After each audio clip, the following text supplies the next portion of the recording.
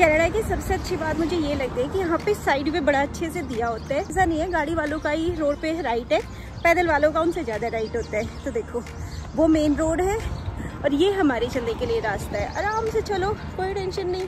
हर साल इंडिया से लाखों बच्चे कनाडा आते हैं पढ़ने के लिए और अपना फ्यूचर्स यहाँ पे सेट करने के लिए, लेकिन ऐसा नहीं होता है कि सारे बच्चे पीआर ले सके और यहाँ पर सेटल हो पाते हैं। जैसे स्टडी फिनिश हो जाती है उसके बाद बच्चे वर्क परमिट अप्लाई करते हैं, जॉब लेते हैं, 1 साल के कैनेडियन एक्सपीरियंस के बाद वो पीआर फाइल करते हैं। उसके साथ ही बच्चे जब वर्क परमिट लेते हैं तो उनको 2 साल की स्टडी के बाद 3 साल का वर्क परमिट मिलता है। उस 3 साल में उन्हें पीआर लेनी जरूरी हो जाती है, अदरवाइज वर्क वीज़ा ख़त्म होने के बाद they have to leave Canada anyhow. तो अब कोविड के बाद पीआर लेना इतना मुश्किल हो गया है, ऑलमोस्ट इम्पॉसिबल। स्कोर जो कि अराउंड 450 470 इतना होता था पीआर के लिए, आजकल एक्सप्रेस एंट्री ड्रॉ 540 530 ऐसा आ रखा है। बहुत सारे लोगों का इस बार वीज़ा एक्सपायर हो रहा है 2024 में एंड अर्ली 2025 में। तो इस वीडियो में हम यही बात करेंगे कि अगर आपका भी वीज़ा एक्सपायर हो रहा है तो आप क्या कर सकते हो, क्या आप फ्यूचर में ऑप्शंस एक्सप्लोर कर सकते हो। तो चलिए वीडियो स्टार्ट करते हैं। तो इस वीडियो को हम 2 पार्ट्स में डिवाइड करेंगे। ऐसे वो लोग जिनका वीज़ा 2024 में एक्सपायर हो रहा है और वो लोग जिनका वीज़ा 25 में एक्सपायर हो रहा है, क्योंकि उनके लिए जो एक्सप्लोर ऑप्शंस है ना वो भी थोड़े अलग हो जाते हैं। तो सबसे पहले स्टार्ट करते हैं। अगर आपका वीज़ा 25 में एक्सपायर हो रहा है, सबसे बेस्ट ऑप्शन है आपके लिए PNPs। आप किसी छोटे प्रोविंस में मूव हो जाओ। आई नो ये बहुत मुश्किल होता है, जॉब छोड़ के दूसरे प्रोविंस में सेटल होना, हाउसिंग, सब चीज़ें आपको मैनेज करनी पड़ती है, but you have to do it, you don't have any other choice. Because अगर आप एक्सप्रेस एंट्री का स्कोर देख रहे हैं और पिछला ट्रेंड आप देखोगे तो इस साल 500 से डाउन आने का मुझे कोई उम्मीद नहीं लगती है CRS स्कोर का। बाकी किसको पता है कब कहाँ क्या कितना स्कोर ऊपर नीचे हो सकता है, यू डोंट नो। अगर आपने डिसाइड कर लिया है कि आपको मूव करना ही है छोटे प्रोविंस में, तो पहले आपको देखना पड़ेगा आप किस फील्ड में जॉब करते हैं और क्या वो ऑक्यूपेशन आपका उस प्रोविंस में इन डिमांड में है कि नहीं। जैसे कि अगर आप अकाउंटिंग की बात करें, आप फाइनेंस में जॉब करते हैं तो अकाउंटिंग सस्कैचुअन में इन डिमांड में है, तो फेयर चांस है कि वहाँ पर आपका नो कोड निकल आता है और आपको SINP और PNP मिल सकता है और आपकी PR हो सकती है। वहीं पर आप गूगल पे जाकर रिसर्च करो कि क्या हमारा नो कोड है और किस प्रोविंस में उसके फेयर चांसेस हैं निकलने के। वहीं पर अगर आपका वीज़ा 2024 में एक्सपायर हो रहा है तो आपको और ज़्यादा ध्यान रखना पड़ेगा अपना प्रोविंस सेलेक्ट करने में, क्योंकि बहुत सारे प्रोविंस ने PNP स्टॉप भी कर रखी है। जैसे कि अभी ब्रिटिश कोलंबिया ने वापस स्टार्ट किया है, सेम ऐसे ही जैसे कैलगरी के लिए अभी उन्होंने स्टॉप कर रखा है, अल्बर्टा का विनीपेग के लिए स्टॉप कर दिया था। जो लोग विनीपेग मूव हुए थे, जिन्होंने वहाँ पे एक्सपीरियंस लिया था, PR फाइल लगाई थी, अब फाइनली उनको वर्क परमिट एक्सटेंशन दिया गया है।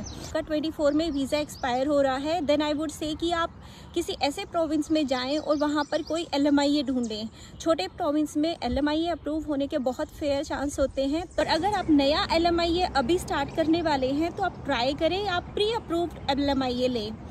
देखो LMIA आई नो बाय करना इलीगल है, बट आजकल लोगों के पास ऑप्शन नहीं है, क्या कर रहे, इसलिए लोग बहुत LMIA फाइल भी ले रहे हैं। IRCC के डाटा के अकॉर्डिंग अब तक की हिस्ट्री में सबसे ज़्यादा LMIA रिसीव हुए हैं इस ईयर में।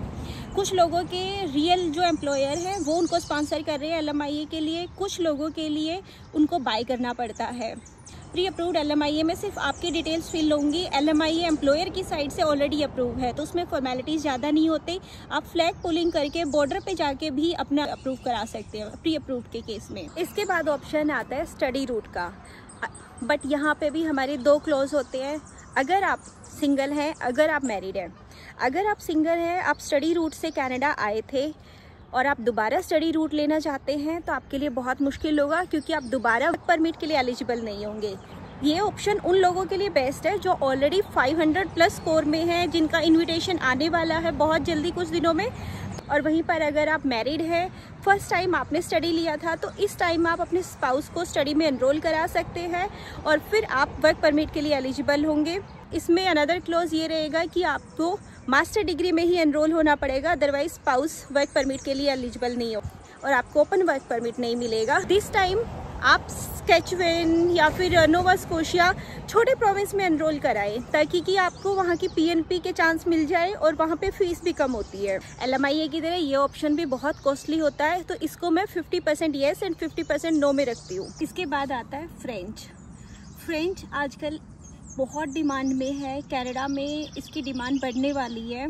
अगर आप IRCC की वेबसाइट को फॉलो करते हैं तो आपको पता होगा कि अभी एक रिसेंट स्टेटमेंट भी दिया है कि उनके ऊपर बहुत प्रेशर है गवर्नमेंट की तरफ से कि वो लोग फ्रेंच को स्पेसिफिक लोगों को ज़्यादा फोकस करें। तो रिसेंटली 24 में बहुत ज़्यादा फ्रेंच स्पेसिफिक ड्रॉ आए हैं और in future French specific draw और ज़्यादा बढ़ेंगे और ज़्यादा देखने को मिलेंगे। तो इसलिए बेटर है आप फ्रेंच सीखें।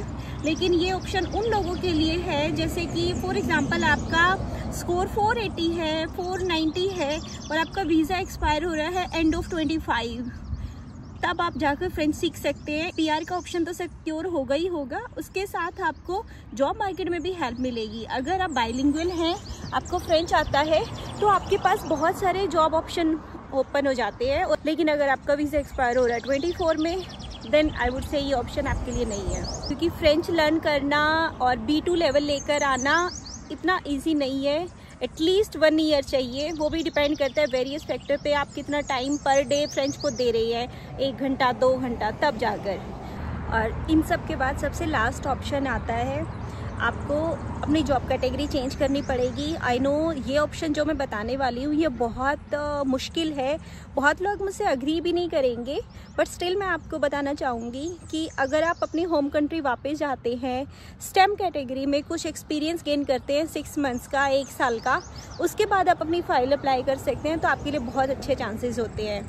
आई अंडरस्टैंड वापस जाना, इंडिया में वापस सेटल होना इतना ईजी नहीं है, बट यहाँ रह के विजिटर वीज़ा पे रह के आप अपनी सेविंग्स को ख़त्म करना वो भी इतना इजी नहीं है।